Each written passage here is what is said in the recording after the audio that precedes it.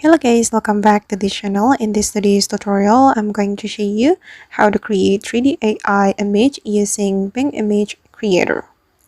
Okay, let's get into it guys. First thing first, you need to go to your browser and then you have to search for Bing Image Creator. You just need to type in Bing Image Creator and then this website will appear.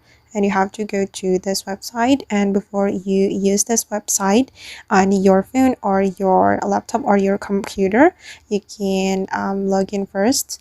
You have to log in with your Microsoft account, and after that you have to type the image you want to create. For instance, I'm going to create butterfly fairy in a magical forest like this.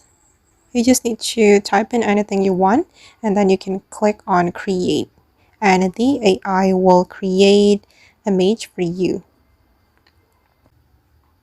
Okay, and this is the result and you will be able to download it for free.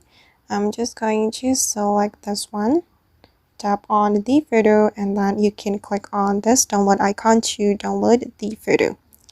Okay, and now the file is downloaded and I'm going to open it. Alright guys, and that's all the way to create 3D AI with Bing Image Creator. I hope this tutorial will be useful for you. Thank you so much for watching and see you in the next video.